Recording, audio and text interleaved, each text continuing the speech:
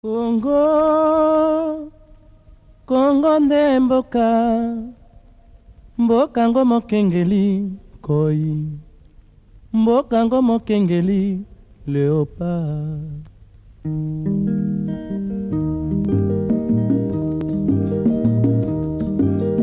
Mikolo tosekelaki na mosolo ya mboka Congo ekoki, tofungwani misolelo.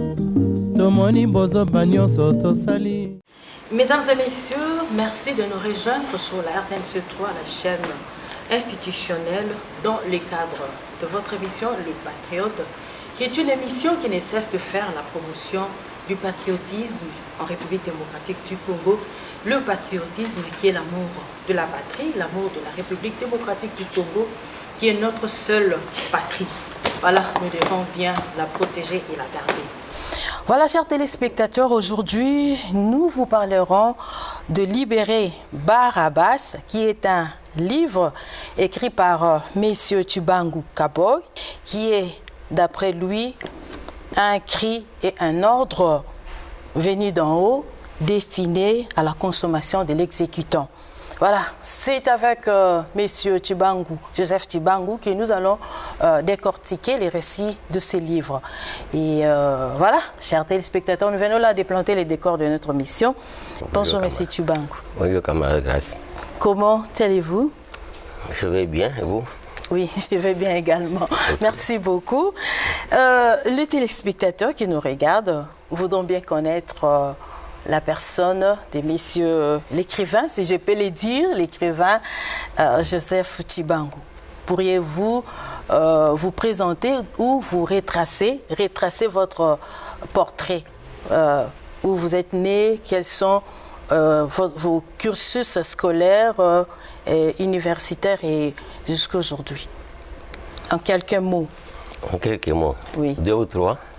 Bon, comme vous voulez, si vous voulez les faire en 2 mots, ça va. Oui, et je m'appelle Joseph, de mon prénom. Ok. Tshibangu Kaboyi Musakai Wachibi. Mais cet ouvrage, si vous regardez au-dessus, l'auteur, c'est Musakai Wachibi, quelque peu francisé, pour des raisons évidentes que je garde. Ok. Moi, je suis né au village, je suis un villageois, où j'ai fait mes études primaires. Je les ai terminées avec succès. Pour entamer l'école secondaire, j'ai terminé dans un internat où j'ai terminé également avec succès. Avant d'embrasser les études universitaires, j'ai décroché ma licence en psychologie du travail. L'année où j'ai décroché ma licence, je trouve, en jetant un regard, en dehors peut-être de la maman, il n'y avait personne qui était né.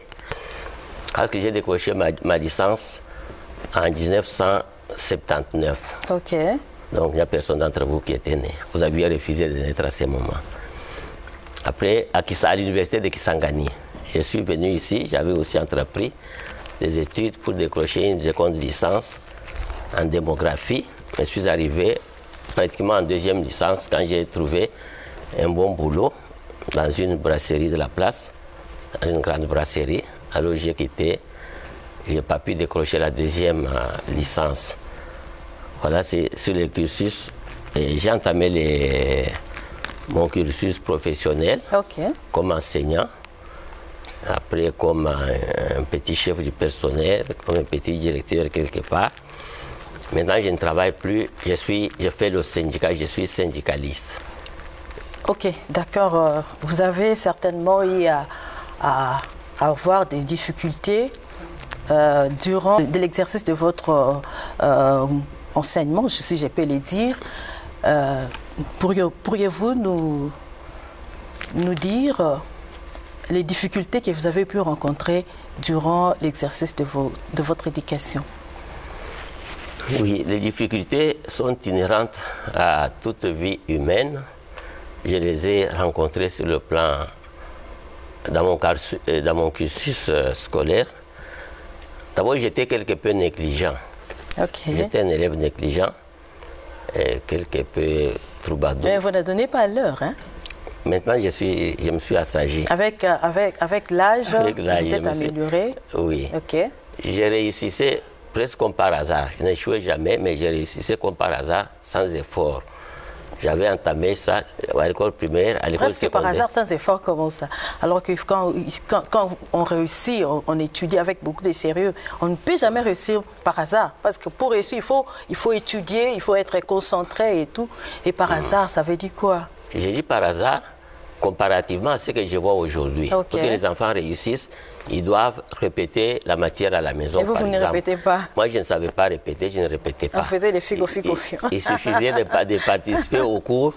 On attend la période des examens. Okay. On passe les examens, on réussit. Avec ce qu'on avait retenu au moment des explications là-bas.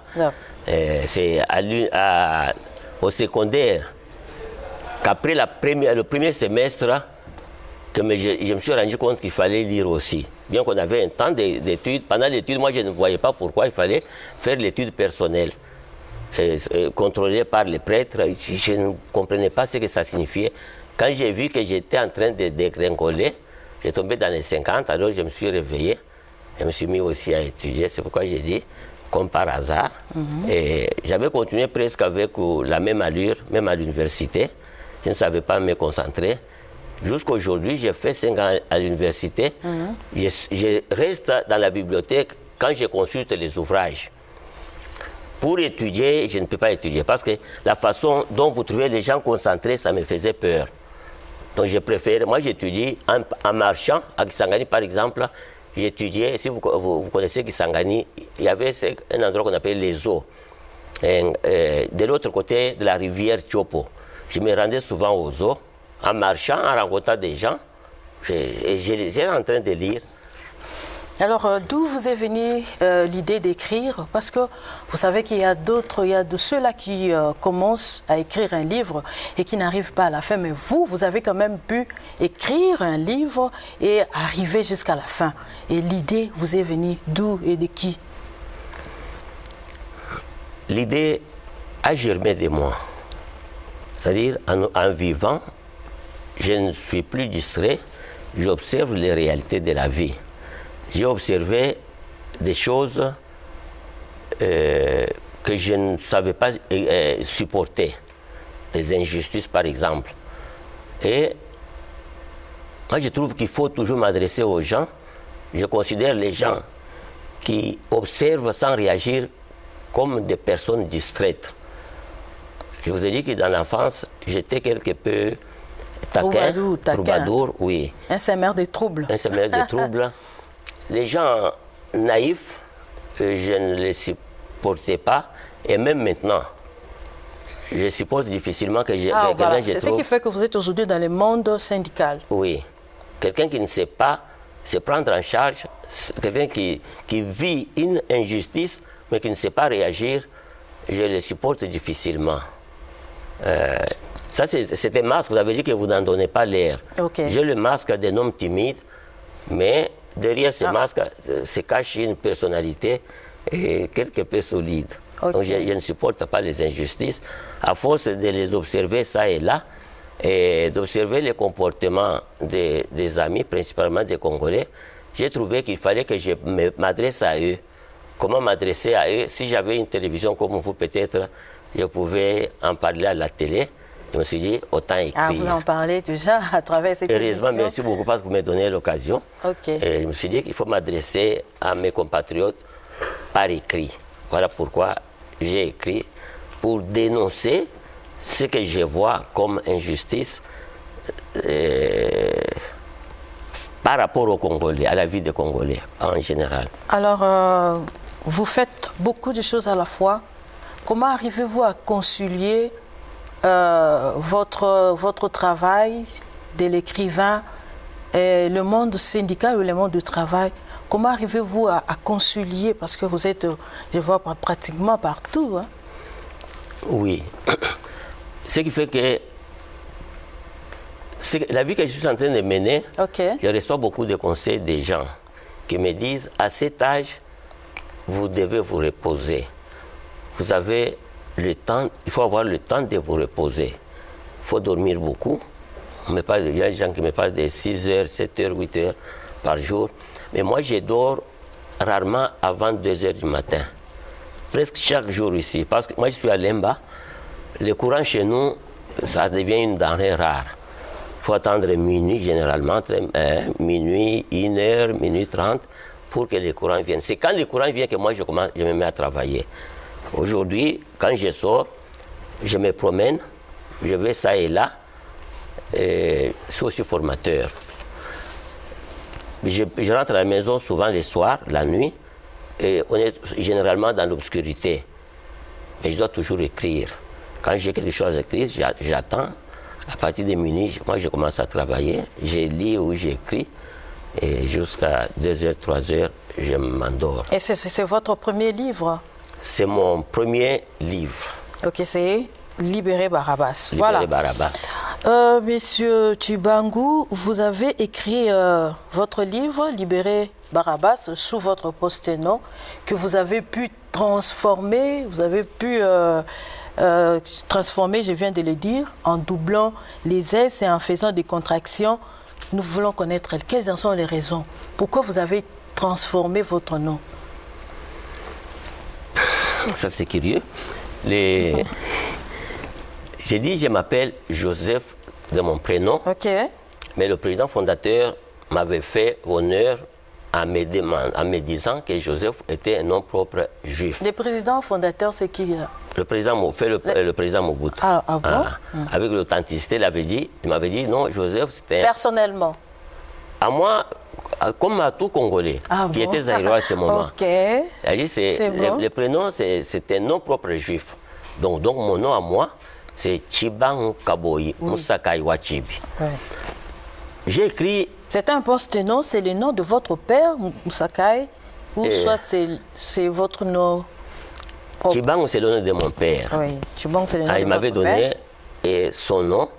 Et le reste, Kaboyi Musakai. Ça a des significations. Si je me mets à vous donner des significations, je risque de consommer. Non, vous êtes un écrivain. Les gens voudront bien connaître ce que vous êtes, certainement. Kaboyi, ça signifie mon clan. C'est le nom de mon clan. Ok. Je suis de Bena Kaboyi. Donc, post-nom Musakai Wachibi. Mais... Qui veut dire? Si on veut le traduire littéralement, c'est-à-dire pour faire quelque chose, quelqu'un qu'on pousse. Ah ouais. Il faut toujours le pousser. Mais vous n'êtes pas poussé. Dans le temps, il fallait qu'on me pousse. Par exemple, pour aller à l'école, ce n'était pas facile. Okay. Moi, j'ai fouillé l'école. Il fallait me bousculer, on m'arrête, mon frère aîné nous prend, nous amène chez le maître avec des fouets. À notre temps, on fouettait les enfants. Hein. Il amène des fouets, il donne au maître qui nous fouettait devant la classe. Donc, il nous fouette aujourd'hui, demain on fouille, demain ainsi de suite. Donc, presque tout ce que je faisais, c'est comme si ça justifiait mon nom. À ce moment, je ne savais pas que j'allais prendre ce poste-nom kilométrique de Musakai. Donc, maintenant, j'ai préféré publier sous les pseudonymes, c'était un pseudonyme, c'est-à-dire en déformant mon poste-nom, mon poste-nom, Musakai Wachibi. Je l'ai quelque peu francisé pour des raisons évidentes.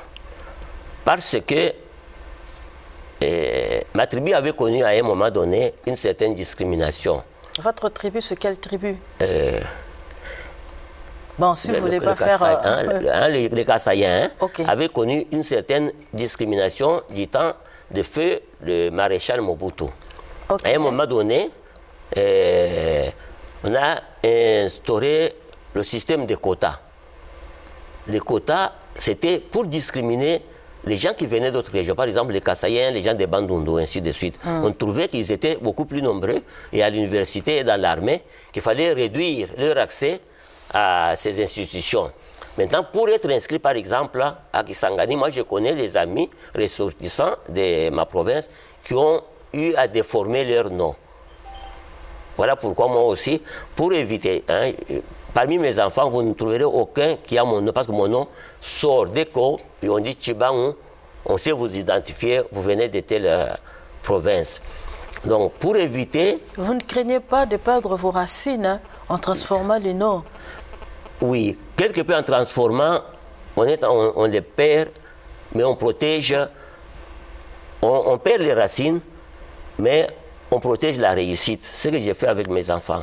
Aucun de mes enfants ne porte mon nom, ni en nom principal, ni en poste-nom, aucun. Même, pour les autres, j'ai même déformé, on ne sait pas dire, reconnaître que c'était non congolais. Ça fait mal. Ça fait mal. Je les vois, je trouve que c'est pas bien. Il n'est pas lui-même. Donc vous retrouvez que vous êtes vous-même avec la personnalité de quelqu'un d'autre. Mais pour le protéger, pour le futur de sa vie, parce qu'on ne sait jamais. Mais c'était dans le temps du président Mobutu, mais aujourd'hui, c'est pratiquement un problème de porter son nom, même ailleurs. C'était du temps du président Mobutu. Souffrez que je vous dise que les réalités que nous vivons parfois ne sont pas... Vous allez, on va juger quelqu'un, non pour le mal qu'il a fait, non pour ce qu'il fait, ce qu'il est, mais par son appartenance. On dit il a fait ce qu'il croit, parce que. Des choses comme ça, et ça fait mal. Moi, je veux un Congo uni, un Congo détribalisé, un Congo défamiliarisé. C'est-à-dire la famille unique, le Congo, oui. Alors pour éviter que les enfants ne puissent tomber dans cette discrimination, on change parfois. Et pourquoi si j'avais mis Tshibang, peut-être, je ne dis pas vous n'alliez peut-être pas vous intéresser à moi pour m'inviter pour parler de cet ouvrage.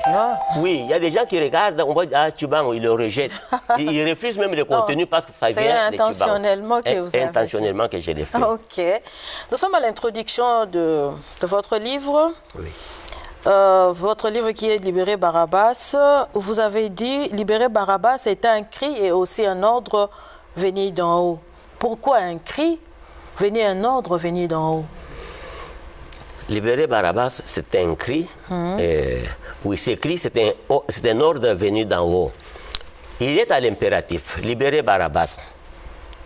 On donne un ordre, et qui donne l'ordre, c'est le supérieur. Et vous avez dit cet ordre destiné à la consommation de l'exécutant. Voilà.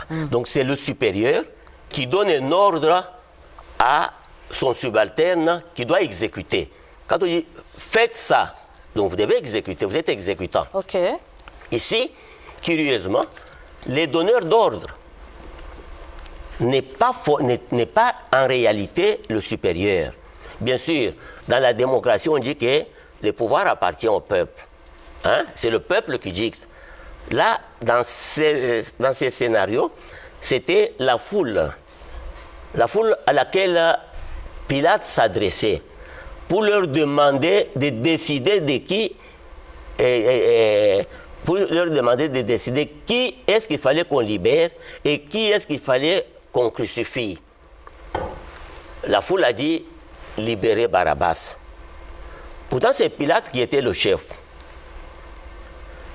En lisant entre les lignes dans ces cris, qui était un ordre, vous allez vous rendre compte que c'est un plan qui était déjà peaufiné. C'est un scénario qui était déjà préparé. Pourquoi? Parce que le roi Hérode avait juré de ne jamais entendre parler de notre roi des Juifs, de son vivant, en dehors de lui. Mais du fait que quelqu'un s'improvise, qui se dit le roi, donc Jésus-Christ, il a dit qu'il était le roi. Hérode ne pouvait pas supporter. Et surtout qu'un roi, un bout d'homme qui s'appelle roi, moi je suis là, je règne en maître. Il ne pouvait pas supporter. Maintenant, ses disciples avaient déjà préparé ce scénario pour trouver une réponse qui devait faire plaisir à leur maître. Dans ce cas, le maître dira, c'est pas moi qui ai décidé, c'est la population qui a décidé. Voilà, c'est un ordre qui est venu d'en haut, libérer Barabbas.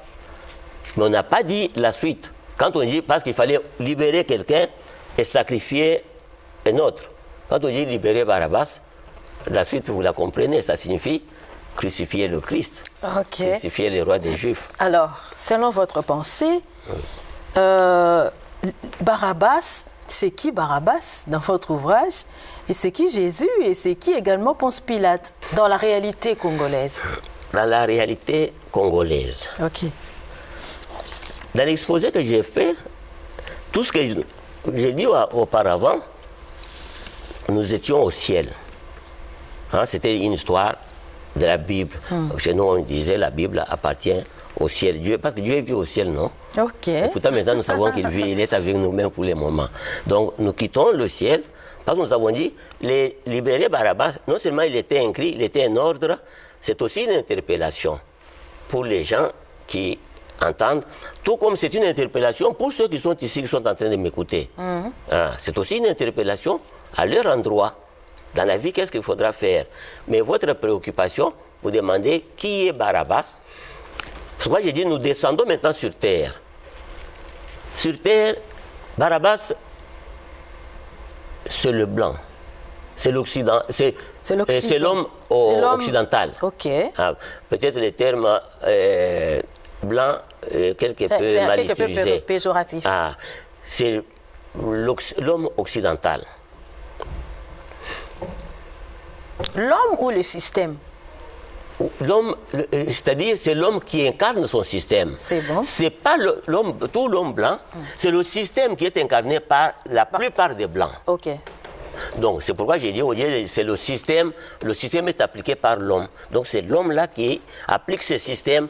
Tous ne sont pas foncièrement mauvais. Il y a des bons, il faut s'unifier pour éviter des discriminations. Non, je ne fais pas la discrimination contre les blancs, mais il y a des blancs mauvais. Le blanc mauvais là, qui ne nous fait que du mal, c'est lui Barabbas. En principe, qui doit être sacrifié. Et Jésus? Et Jésus, je ne suis pas en train... pensée de vos... Oui, je ne suis pas en train de blasphémer. Ok. Jésus, c'est le peuple congolais. Et Ponce Pilate? Ponce Pilate, ça devient curieux. Et qui est Ponce Pilate? Et je peux comparer Ponce Pilate, un exemple qui n'est pas vraiment exemplaire, comme les tout-puissants États-Unis. Comprenez seulement comme ça. Voilà. Voilà, monsieur Tshibangou. Dans la pensée de la Bible, Jésus-Christ devait normalement mourir. C'était dans la providence de Dieu, mourir pour sauver l'humanité. Mais dans Libérer Barabbas, Barabbas, c'était un brigand, un voleur, un tueur. Quelle similitude vous avez fait? Oui, vous voyez, en pratique, dans la tradition juive, à la fête des Pâques, comme j'ai dit, on devait libérer le prisonnier le moins criminel. On devait le relâcher, lui faire grâce. Pas grâce comme votre nom. Okay. Et on devait sacrifier, on devait pendre, c'est-à-dire crucifier le prisonnier le plus criminel. Il y a des crimes différents. Du fait que les choix de la personne à libérer tombent sur le brigand, les tueurs. En tout cas, ça devait surprendre. Mais bien, c'était la prédestination. Jésus-Christ qui venait devait mourir pour nous sauver. Mais il avait pris le corps d'un homme. En tant que Dieu, Jésus-Christ est Dieu. En tant que Dieu, il ne pouvait pas avoir peur de la mort. Mais il est venu comme un homme, il avait la chair comme la nôtre, il avait mal quand on le pique, comme vous et moi. Quand on vous pique, vous avez mal. Mais Dieu, qui est esprit, on ne peut pas le piquer. Mais Jésus-Christ, il a mangé des foufous comme nous. Je ne sais pas ce qu'il mangeait, mais on suppose qu'il a mangé aussi des foufous comme nous. Il avait la chair, il devait mourir. Mais dans cette chair, il devait avoir peur. Il devait vivre comme les autres hommes. Et la situation, le calvaire qu'il devait connaître, c'était une injustice. Une injustice autorisée au ciel, parce qu'il devait se sacrifier. Mais nous n'étions pas au ciel, nous étions sur terre. En tant que sur terre, nous ne jugeons que ce que nous voyons, selon les réalités qui sont propres à nous. Pourquoi on a sacrifié? Parce qu'il n'y avait personne qui savait que ce monsieur était en train de mourir pour nous. Acceptez que je l'appelle monsieur, hein, et parce que on ne donne pas encore cette nature divine, hein, Jésus-Christ. Il n'y a personne de tous ceux qui étaient avec lui qui savait que cet homme devait mourir pour nous. Pourtant, il devait se sacrifier pour que nous ayons la vie. Donc, si vous vous placez au ciel, vous trouvez que ce que je dis n'a pas de sens. Mais nous sommes déjà descendus du ciel, nous sommes sur terre. Nous avons quitté la scène céleste. Sur terre, c'est que le sort qui a été réservé à Jésus-Christ était injuste. Parce que Jésus-Christ ne faisait que du bien. Jésus-Christ ne disait que la vérité. Quelqu'un qui ressuscite les morts. Quelqu'un qui donne à manger aux gens au moment où ils n'en avaient pas. Quelqu'un qui soigne des lépreux, ainsi de suite. Donc il n'a fait que du bien. Pourquoi on pouvait lui réserver ce sort? C'est d'abord la crucifixion. La crucifixion, c'était la mort la plus honteuse. C'est comme la lèpre dans le temps, c'était la maladie la plus honteuse comme le sida qui vient de passer. Ok. Comme le sida qui vient de se passer. Alors, vous avez, au 2e chapitre, il y a un titre, vous avez dit « La République démocratique du Congo, un contre tous, une terre sans peuple, pour un peuple sans terre ». Ici, vous avez parlé du mécanisme colonial qui avilissait le peuple pour le rendre esclave. Expliquez-nous un peu votre C'est le premier chapitre. Oui. RDC, une terre sans peuple pour un peuple sans terre. Nous, Congolais, sur cet espace qui est notre, que nous appelons notre, nous appelons que c'est notre terre. Ok. On ne nous a pas accordé l'indépendance. Parce que la décision pour diriger le Congo se prenait non seulement en Belgique, parce que dans l'ouvrage, je traite les colons, les Belges, comme des faucons prédateurs. Et à eux se sont ajoutés d'autres faucons prédateurs, la France, la Grande-Bretagne et les États-Unis. Les décisions du Congo se prennent à Paris, à Bruxelles, à Washington, ainsi de suite, à notre place. C'est pourquoi ce qui doit être fait au Congo est dicté d'ailleurs. Les Congolais, nous n'avons pas droit à la vie ici. Parce que je suis dans le domaine du travail, il y a ce qu'on appelle le SMIC, le salaire interprofessionnel minimum garanti. C'est-à-dire le salaire en dessous duquel le dernier travailleur ne peut pas être payé. Mais aller dans les sociétés de nos conquistadors ici, les Libanais, les Indiens, ainsi de suite. On enferme des Congolais. Le travail, on dit le travail, ça doit être 8 heures par jour. Les Congolais sont enfermés dans des maisons ici en ville. Je ne parle pas du village. Ici à Kinshasa, il y a des enclos où on amène des Congolais comme des cochons. Ils sont enfermés de 6h, 7h jusqu'à 18h, 19h, voire 20h. Ils en sortent, ils ressortent. À la fin du mois, ils sont payés $50. Et s'ils osent parler, il y a quelques années, 2-3 ans, ils se dressent contre l'Indien, contre le Libanais, contre les Chinois. Ils téléphonent. C'est un général congolais qui amène les militaires ou bien la police, et vous êtes tabassés, vous êtes chassés. Vous voyez comment nous sommes maltraités sur notre pays, sur ce pays que nous, on croyait être nôtre, mais en réalité, la vie que nous y menons, nous sommes en train d'errer. Si vous prenez cet ouvrage, juste à la couverture, il y a des mots, vous pouvez les retourner, et des écrits. Il y a des mots clairs qui traduisent la vie nauséabonde du peuple congolais. Ce sont des femmes congolaises en permanence en train d'errer sur leur territoire, à l'est. Avec des enfants, les hommes sont tués, ces femmes sont violées. Dans le Grand Kasaï, on l'a fait il y a quelques années avec le phénomène Kamwena Sap. Ok, il y a des fausses communes. Il y a des fausses communes là-bas. La communauté internationale est censée protéger les opprimés. Ok, très bien, Monsieur Joseph. Lors du vernissage, vous aurez le temps de vous exprimer, juste le temps de continuer avec l'émission. Lors du vernissage de votre livre Libérer Barabas, vous avez dit que vous êtes un homme ivre des douleurs, des tristesses et des craintes.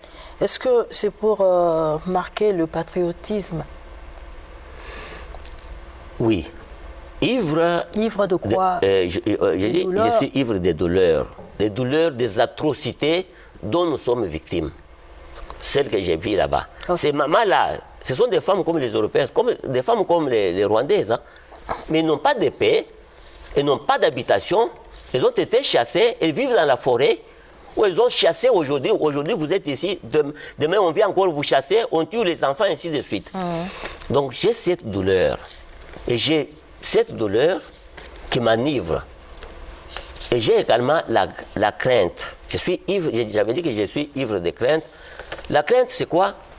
C'est très grave pour un homme inconscient qui ne sait pas prendre conscience de son inconscience, de l'embarquer véritablement. C'est ce qui fait ma crainte. Est-ce que ce cri que je lance aux Congolais va-t-il vraiment les réveiller? Donc je m'adresse aux Congolais pour réveiller leur conscience qui est latente. Pour qu'ils puissent voir la réalité comme moi je la vois aussi. Est-ce que vous avez makambo ou bien vous regardez seulement, vous dites ça passe. Pour moi, ça ne passe pas. Ça me fait mal. Je suis en train d'en souffrir.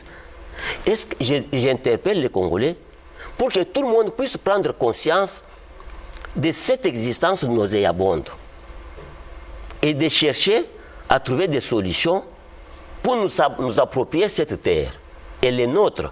Ok, je sens que vous voulez beaucoup interpeller. Et votre livre-là, vous l'avez personnellement adressé à qui? Est-ce aux politiques? Est-ce au peuple congolais, aux frères et sœurs de l'Église? Parce que je vois vous êtes inspiré de l'histoire de la Bible. Et le livre s'adresse d'abord à 3 catégories de personnes. Il s'adresse d'abord à la jeunesse congolaise et à l'intellectuel. Et chez nous, on disait, à quelqu'un qui parle en français, est-ce que le français c'est l'argent? Vous parlez français, mais vous n'avez pas l'argent. Donc vous parlez français, vous n'avez pas de vie. Donc je m'adresse à cette catégorie pour leur faire voir qu'ils doivent prendre conscience.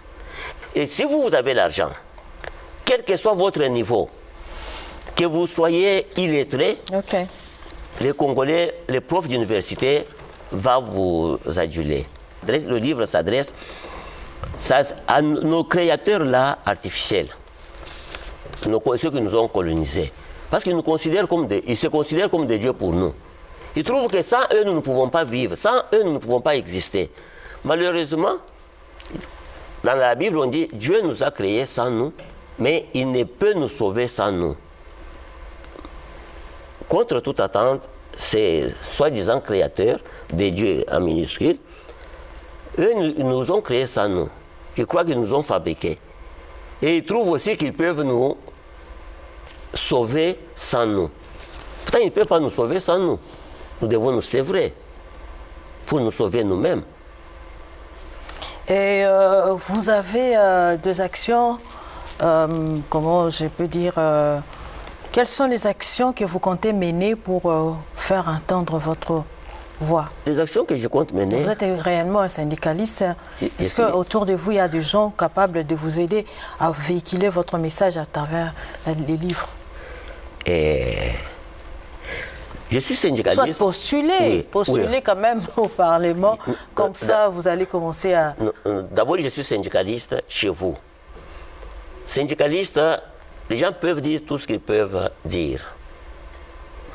Syndicaliste, c'est lui qui est là pour parler, plaider la cause des travailleurs. En tant que syndicaliste, et vous êtes en train de plaider la cause des Congolais? Je suis en train de plaider la cause de la République, de la RTNC.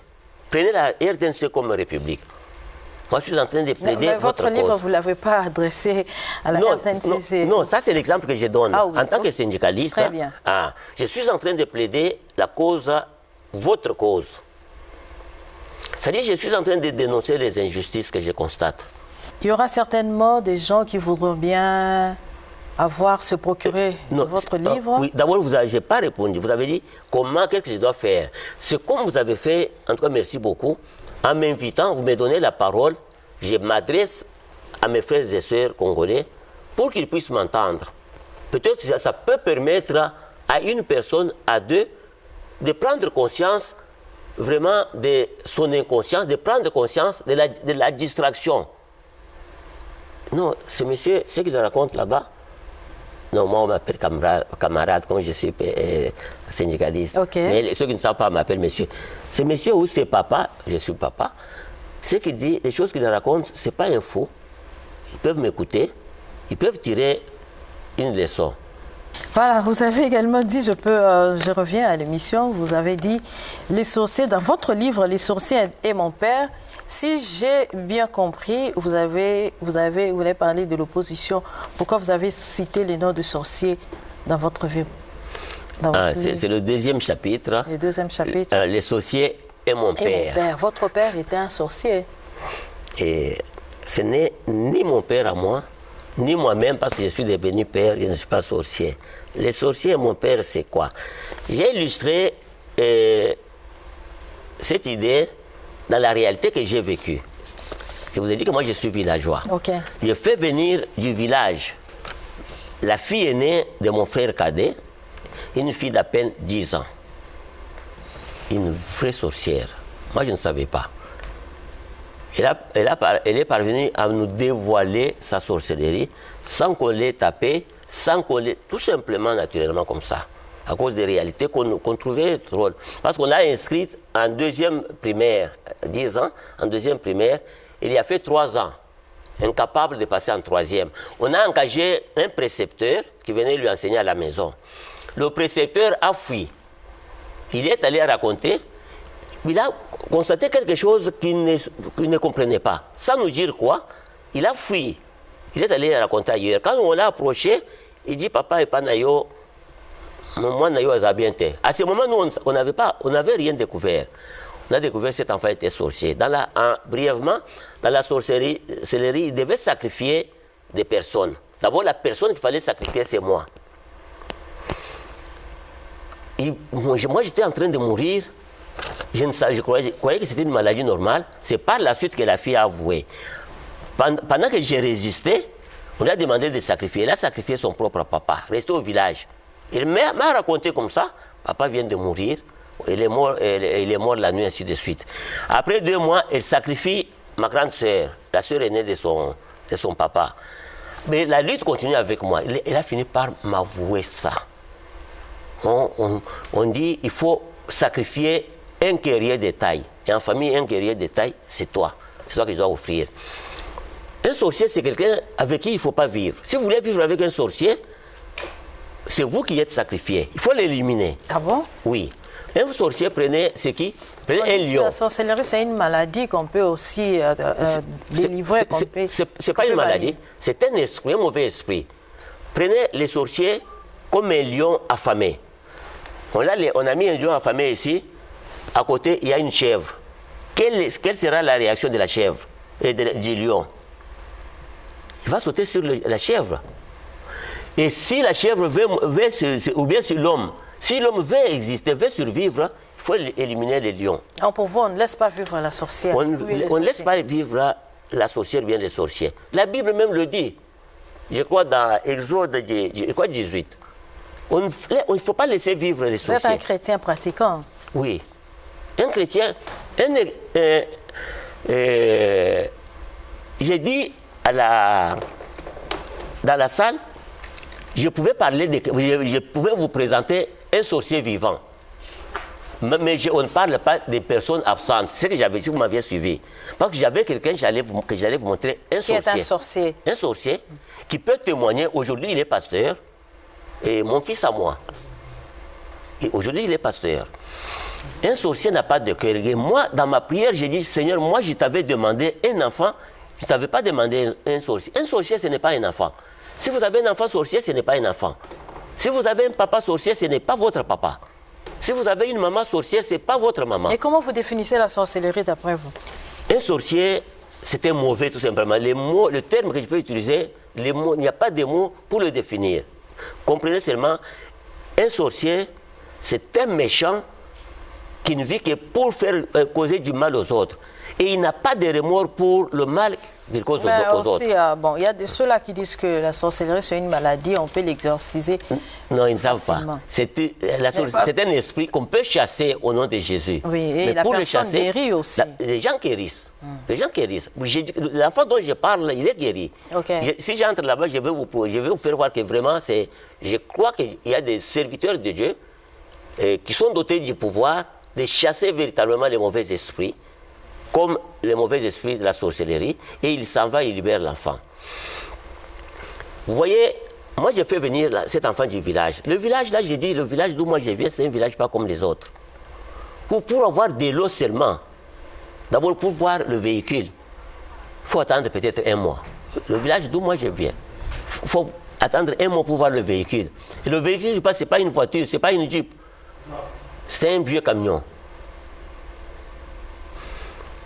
Pour avoir de l'eau, il fallait effectuer des kilomètres et des kilomètres. Et ce sont les femmes et les filles qui le font.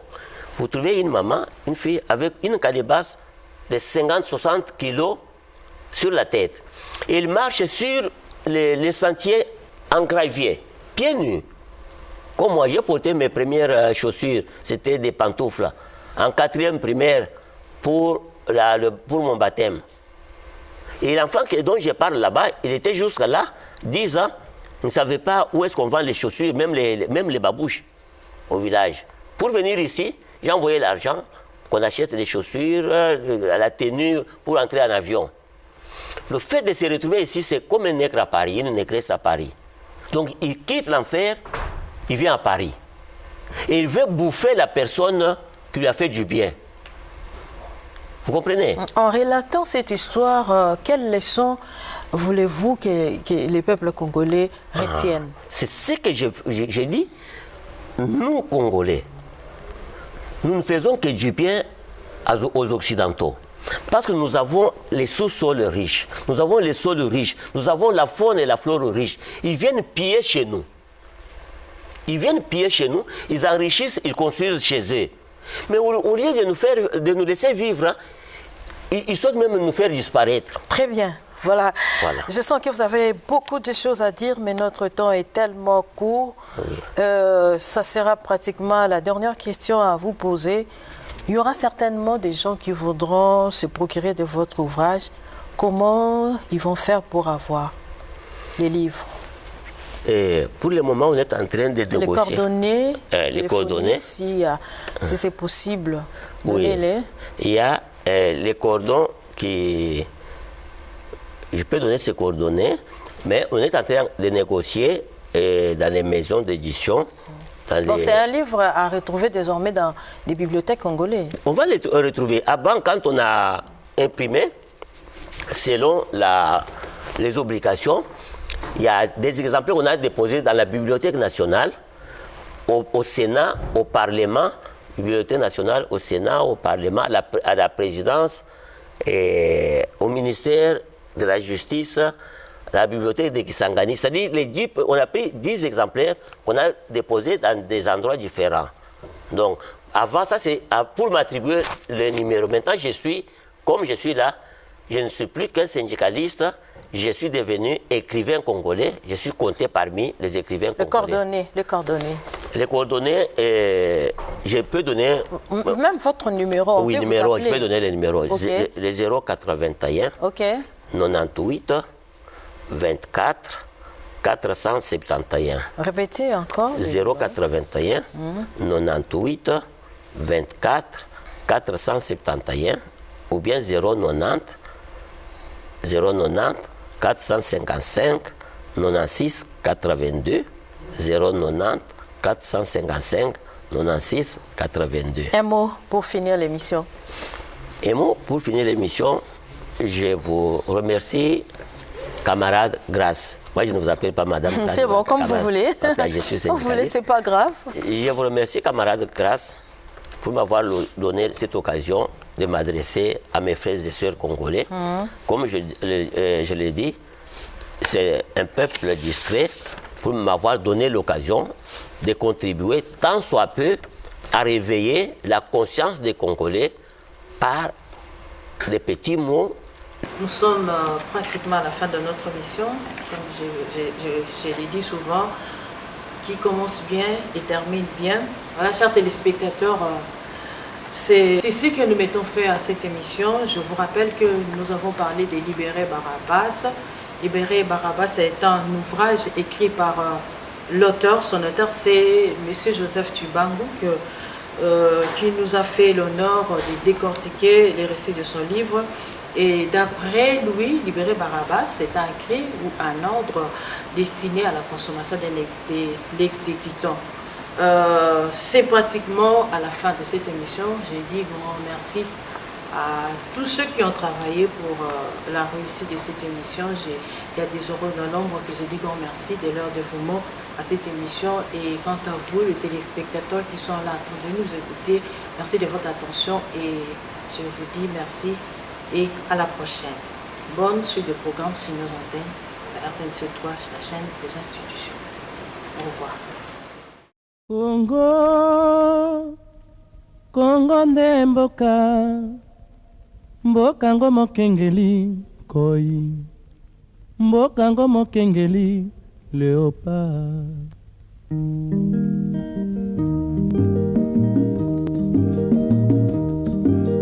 Mikolo tosekelaki na mosolo ya mboka Congo ekoki, tofungwani miso lelo tomoni bozoba nyonso tosali.